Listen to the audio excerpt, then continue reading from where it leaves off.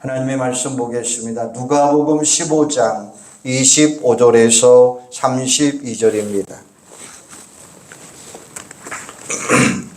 누가복음 15장 25절에서 32절입니다. 같이 읽겠습니다.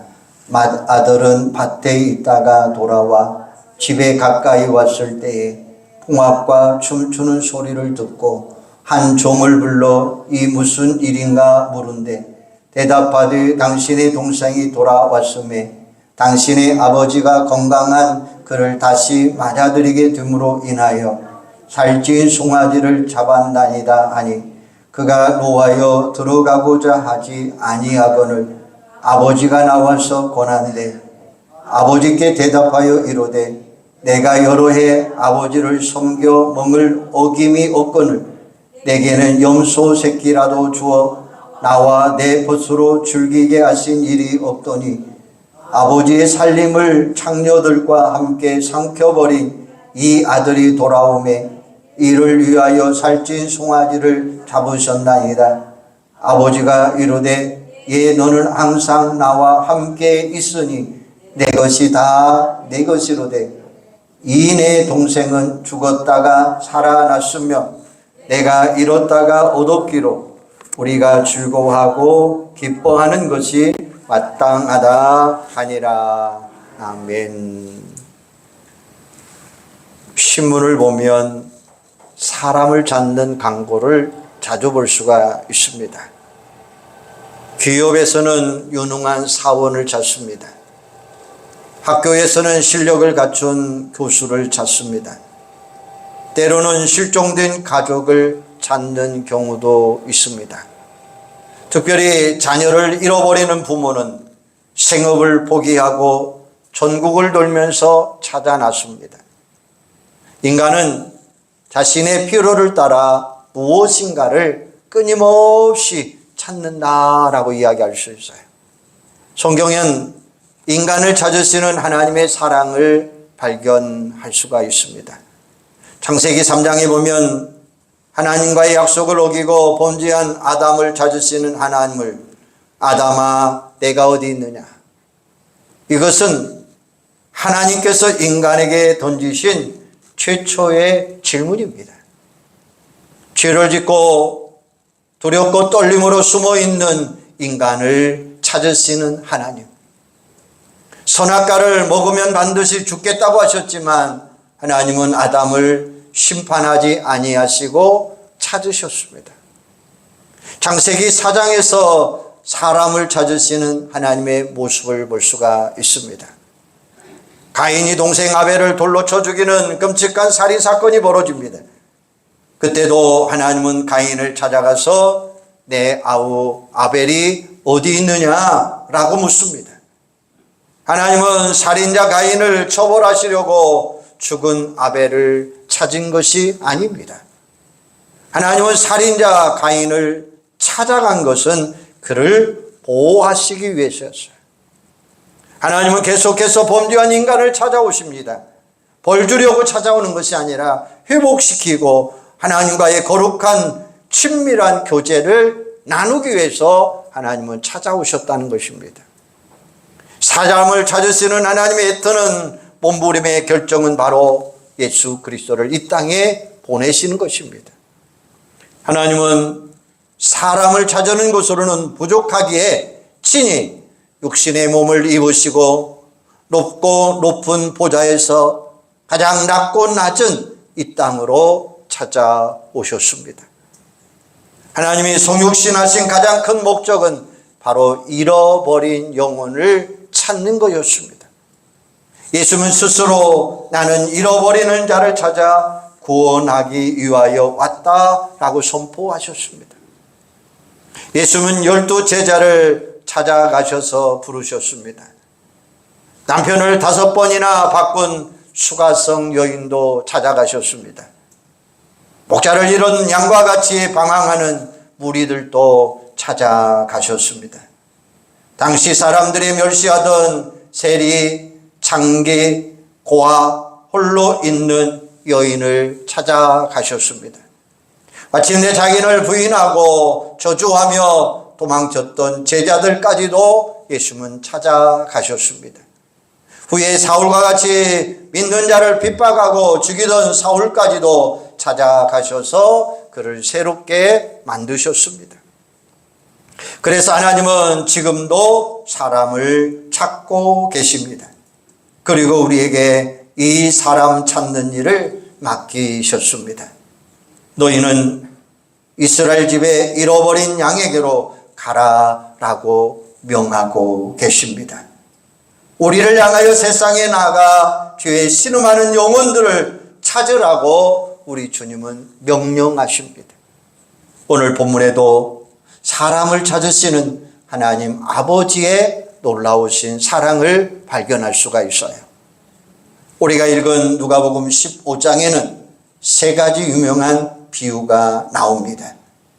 그래서 종교개혁자 마틴 루터는 신구약 성경 가운데 단 한 장을 선택하라고 한다면 나는 누가복음 15장을 선택하겠다. 왜냐하면 누가복음 15장만 있으면 나는 예수 그리스도의 복음을 정확하게 설명할 수 있기 때문입니다 라고 이야기합니다. 여기에서 잃어버린 양의 비유, 잃어버린 드라카마 비유, 잃어버린 아들의 비유를 나오고 있습니다. 세 개의 비유로 모두 잃어버렸다가 찾았다는 표현입니다. 중요한 것은 길을 잃은 양이나 버려진 동전이나 집을 나갔다가 돌아온 아들 경우도 배신자나 나쁜 아들로 정죄하지는 않아요. 이게 바로 사람을 바라보는 하나님의 인간의 관점입니다. 왜 오늘 우리들이 끊임없이 우리를 찾으시고 우리에게 잃어버린 영혼을 찾으라고 명령하시는 하나님의 말씀에 순종하지 못하는 것일까요? 우리들이 어떻게 하면 오늘 성경에 등장하는 아버지의 마음을 회복할 수 있을까요? 첫째는 용서하시고 기다리시는 아버지를 찾아야 합니다. 둘째 아들은 아버지의 재산을 미리 받아서 세상에 나가 방탕하며 탕진해 버렸습니다. 모든 것을 탕진한 아들, 인간적으로 생각하면 미움이 앞설 것입니다. 그러나 아버지의 마음은 달랐습니다. 아들이 재산을 가지고 집을 나가는 순간부터 아버지의 마음은 온통 아들 생각이었습니다. 밥을 먹어도 밥상의 아들의 얼굴이 어린거립니다. 길거리에 나가 젊은이들을 보면 아들 같아서 쫓아가 봅니다. 맛있는 음식을 보아도 아들 생각에 먹을 수가 없습니다. 잠자리에 누워도 잠이 오지 않습니다. 내 아들은 어디서 무엇을 하고 있는지 불면의 밤을 지새웁니다. 아버지는 밤이 새도록 문을 잠그지 않습니다. 행여나 아들이 찾아왔는데 문이 잠겨 있으면 마음이 상할까봐 활짝활짝 열려 있습니다. 그리고 이제나 저제나 대문 밖을 바라보며 아들을 기다립니다. 아버지는 아들이 돌아와서 잘못했다고 용서를 구하면 용서해 주어야지라고 생각하지 않습니다. 이미 아버지는 아들이 나가는 그 순간부터 용서하고 기다리고 있습니다. 자녀를 양육하다 보면 자식들이 아버지를, 어머니를 속일 썩입니다. 그것이 한두 번이 아닙니다. 부모는 이렇게 결심합니다. 내가 다시는 용서하지 않겠다. 눈에 흙이 들어가기 전에는 너를 보지 않겠다. 그러나 이 말은 자식 앞에서 아무런 의미가 없습니다. 용서하지 않았기에는 너무나 큰 사랑이 이미 아버지 마음속에, 어머니 마음속에는 자리 잡고 있기 때문이에요. 그럼에도 불구하고 인간의 사랑은 언제나 한계가 있습니다.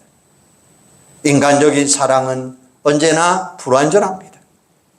그러나 하나님의 사랑엔 한계도 끝도 없습니다. 내 허물보다 하나님의 사랑은 더 크고 내 실수보다 하나님의 용서는 더 큽니다. 내가 행한 죄악보다 하나님의 구속의 사랑은 훨씬 더 큽니다. 하나님 앞에 용서받지 못할 죄는 아무것도 없습니다. 예수님을 나의 주, 나의 하나님으로 고백하면 모든 죄를 용서하십니다. 예수님의 십자가 보혈은 세상의 모든 죄를 덮고도 남았습니다. 집을 나갔던 아들은 모든 재산을 당진하고 난 후에 집으로 돌아갈 염치가 없습니다. 18절에 보면 내가 일어나 아버지께 가서 이르기를 아버지 내가 하늘과 아버지께 죄를 지었사오니 지금부터는 아버지의 아들이라 일컬음을 감당하지 못하겠나이다. 나를 품꾼의 하나로 보소서 하리라 하고. 그러나 여기서 중요한 것은 아버지의 사랑의 품으로 돌아가는 것입니다. 아버지의 품으로 돌아오기만 하면 주님은 왜 집을 나갔느냐? 그 많은 돈 어디에 썼느냐? 언제까지 그 돈 갚겠느냐라고 묻지 않습니다. 아버지는 아들이 건강하게 살아 돌아온 그 자체가 기쁨이요 감사합니다. 아버지는 종들에게 제일 좋은 것으로 옷을 입히고 손에 가락지를 끼우고 발에 신을 신기라고 명령을 합니다. 그리고 살찐 송아지를 잡아 잔치를 베풀고 그리고 죽었다가 살아난 내 아들이라고 감격해하는 모습을 볼 수 있어요. 사랑하는 여러분, 아버지의 품을 떠나 내 방법대로 내 뜻대로 살다가 실패하지 않았습니까? 이러지도 저러지도 못하는 진퇴양난에 빠져 있지는 않습니까? 주저하지 마시고 지금 당장 아버지의 품으로 달려 나오시기를 바랍니다. 사랑의 아버지는 이미 과거의 모든 실수와 허물을 용서해 주시고 두 팔 벌리고 기다리고 계십니다. 그리고 주님께로 돌이키는 그 순간 달려오셔서 우리의 위치를 회복시켜 주시고 놀라운 은혜, 놀라운 축복의 잔치자리로 우리를 불러주십니다. 이게 바로 아버지의 사랑이요 아버지의 마음입니다. 왜 오늘 우리들의 삶의 아픔을 끌어안고 있으면서도 아버지 품으로 달려나가지 못할까요? 교만하기 때문이고 체면 생각하기 때문에 그렇습니다. 우리의 게으름 때문에 그렇습니다. 아버지의 마음이 나의 마음이 되고 아버지의 눈물이 나의 눈물이 될 때 우리는 아버지의 품으로 쉽게 달려갈 수 있을 것입니다. 또한 우리들의 마음을 아버지의 마음으로 채울 때 우리는 잃어버린 영혼을 찾아 생명을 전하는 축복의 통로가 될 줄로 믿습니다. 두 번째는 자신의 이기적인 욕심을 버려야 됩니다. 우리들이 잃어버린 영혼을 찾지 못하는 이유는 자신의 이기적인 욕심 때문입니다. 오늘 읽은 본문을 보면 큰아들이 나옵니다. 아버지는 아들이 돌아온 것을 보고 기뻐 어쩔 줄 몰라요. 그러나 형은 전혀 그렇지 않습니다. 오히려 잔치 소리를 듣고 화를 냅니다. 기분이 나빠서 집에 들어가지 않습니다. 그리고 아버지께 따집니다. 나는 여러 해 동안 뼈 빠지게 아버지를 위해서 일했는데 염소 새끼 한 마리 잡아서 잔치를 베푼 적이 없습니다. 그런데 아버지 재산을 장녀들과 즐기면서 당진한 아들을 위해서 살찐 송아지를 잡는다는 거 이게 말이 됩니까? 맏아들이 말이 다 맞습니다. 그런데 틀린 것이 하나 있어요. 맏아들은 아버지의 마음을 헤아리지 못해요. 그는 동생 때문에 잃어버린 재산만 생각했지 살아 돌아온 동생은 생각할 수가 없었어요. 그의 눈에는 오직 동생이 재산을 탕진해버린 문제아로만 봅니다. 우리는 맏아들의 시각을 가지고 사람을 대할 때가 얼마나 많습니까? 눈에 보이는 환상을 보고 따지고 판단합니다. 그러나 더 중요한 것은 하나님 아버지의 마음이 어디 있느냐라고 하는 사실을 보아야 된다는 거예요. 옳고 그름을 따지는 게 아니라 시시비비를 가리자면 당연히 아들의 논리가 맞아요. 그러나 아버지의 마음과는 거리가 멉니다. 맏아들의 마음은 이기적이요 동생을 정죄합니다. 그는 동생의 생명에는 전혀 관심이 없습니다. 아버지의 재산이 더 관심이 있습니다. 이건 지극히 이기적인 모습을 보여주고 있는 마음이에요. 중요한 것은 오늘 성경의 관심은 집을 나간 아들이 아닌 집을 지키고 있는 맏아들입니다. 예수님은 집을 지키고 있는 맏아들의 잘못된 태도를 지적하고 계십니다. 우리 자신들의 하나님 앞에서 맏아들의 태도를 갖지 않도록 우리는 늘 주의해야 돼요. 우리가 아무리 수고하고 애써도 아버지의 마음을 헤아리지 못한다면 모든 것은 헛수고입니다. 우리들이 잃어버린 생명을 찾는 믿음의 길을 걷기 위해서는 자신의 이기적인 욕심을 내려놓으시기를 바랍니다. 먼저 아버지의 마음을 헤아려 보자는 거예요. 그리고 주님이 원하시며 알라고 하면 어떤 대가를 지불해서라도 그 뜻에 우리는 순종해야 됩니다. 이게 주님이 기뻐하시는 신앙인의 태도예요. 아직 내 안에 맏아들의 태도가 있다면 하나님 앞에 내려놓으세요. 눈에 보이는 것으로 사람을 판단하지 마시고 하나님 아버지의 마음으로 다가가시기를 바랍니다. 그 안에 사랑이 있고 생명이 살리는 역사가 일어날 줄로 믿습니다. 세 번째는 한 생명의 소중함을 깨달으셔야 돼요. 우리들이 잃어버린 영혼을 찾지 못하는 이유는 한 생명의 가치를 찾지 못했기 때문입니다. 하나님은 한 영혼을 사랑하십니다. 누가복음 15장에서 세 가지 비유 속에서 공통적으로 강조하는 것이 무엇일까요? 양 100마리 가운데 한 마리 잃어버렸어요. 목자는 99마리를 들에 두고 한 마리 양을 찾았습니다. 한 마리 양을 찾는 기쁨의 잔치를 위해서 몇 마리 양이 죽었어요. 이것은 산출적으로 계산하면 이해 안 갑니다.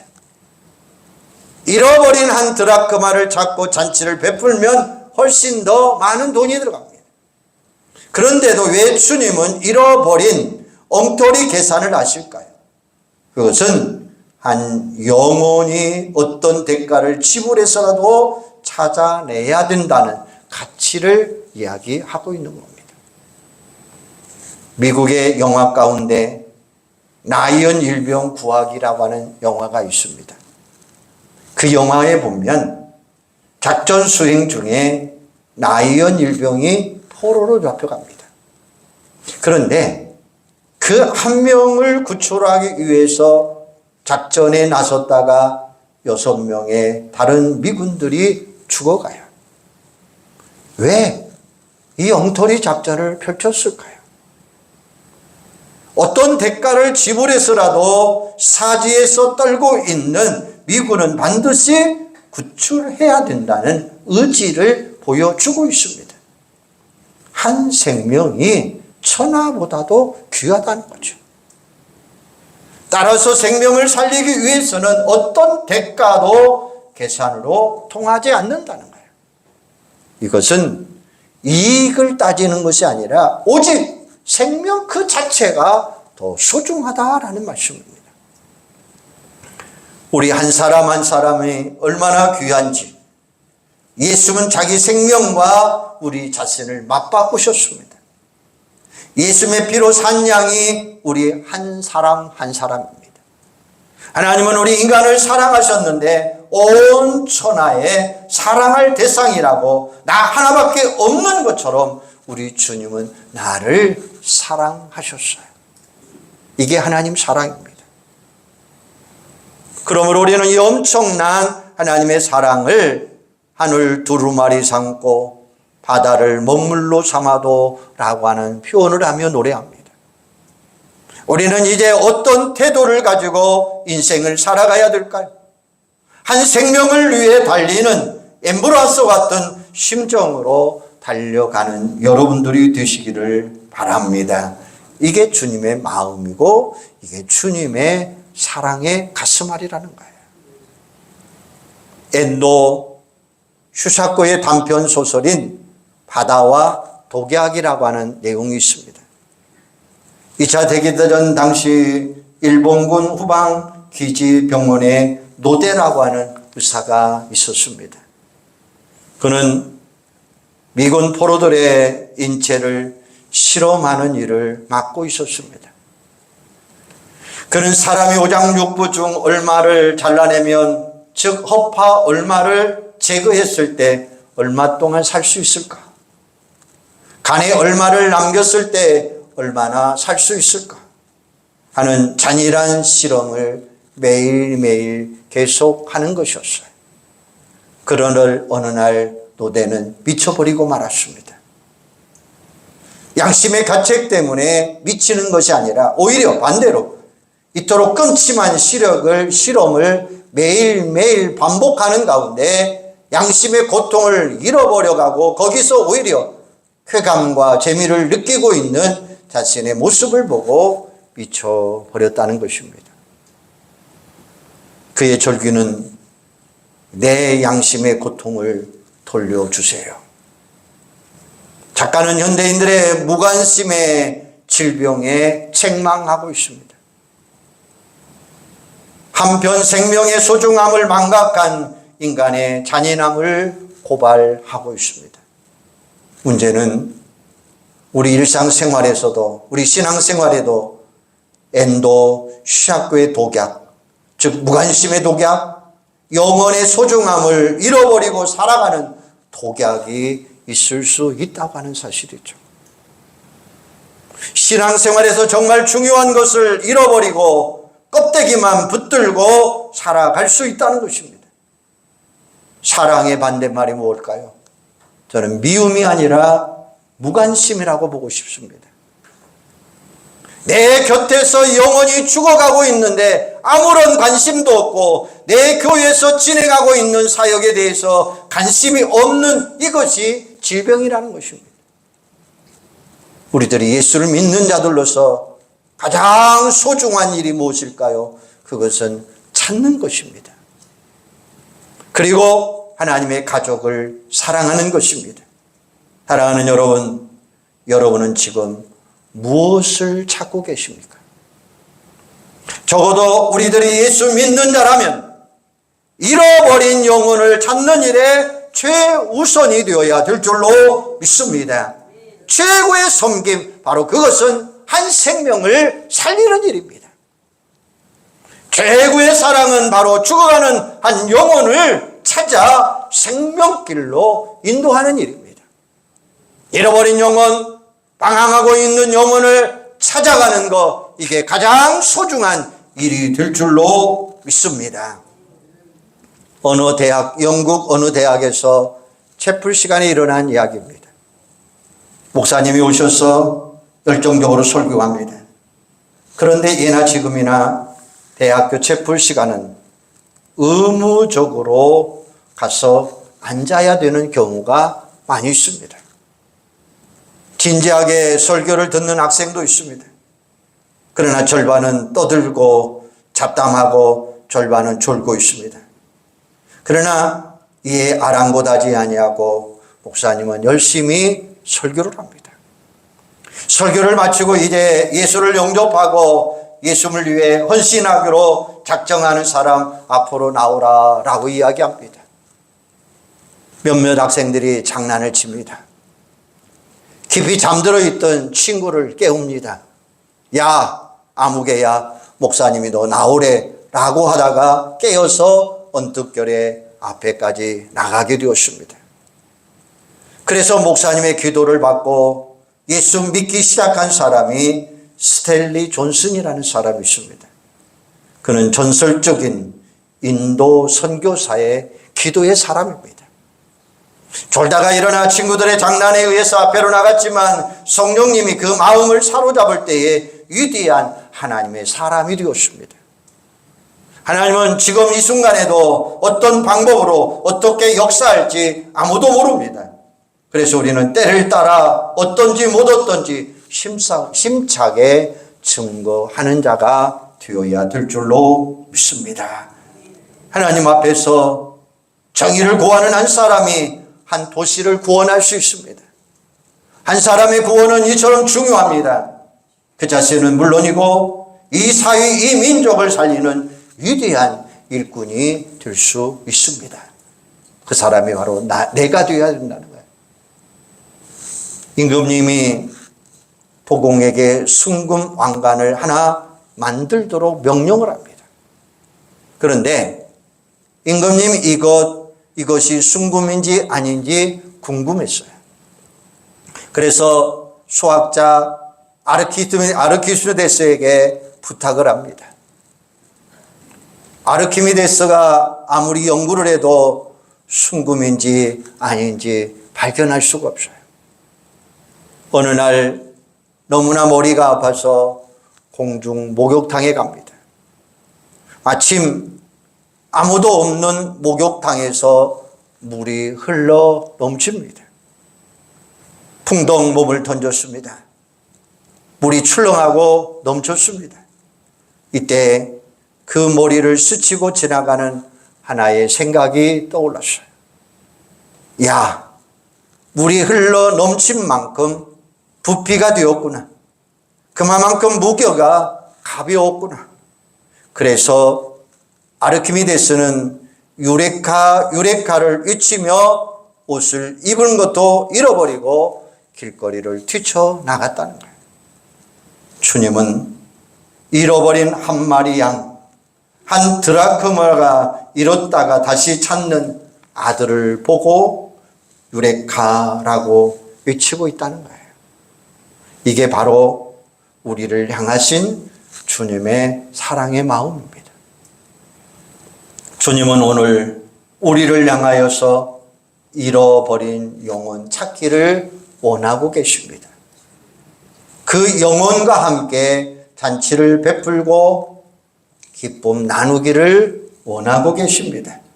사랑하는 여러분, 여러분들에게 묻습니다. 지금 나는 무엇을 찾고 계십니까? 오늘도 우리 가운데 찾아오셔서 잃어버린 한 영혼을 찾으시는 아버지의 마음으로 한 영혼을 찾는 믿음의 주인공들이 되시기를 바랍니다. 우리 모두 아버지의 마음을 회복하시고 주님의 기쁨이 되고 유레카 위치는 은혜가 있기를 주님의 이름으로 축원합니다. 기도하겠습니다. 아버지 하나님, 오늘 탕자의 비유를 통해서 아버지의 마음을 발견하게 하여 주시옵소서. 우리를 향한 주님의 사랑의 마음, 우리를 향해서 잃어버린 한 영혼을 찾으시는 아버지의 마음, 아버지는 그 영혼을 찾고 함께 잔치를 베풀고 기쁨을 나누었다라고 말씀하셨습니다. 오늘 이 시간 주님이 나에게 묻습니다.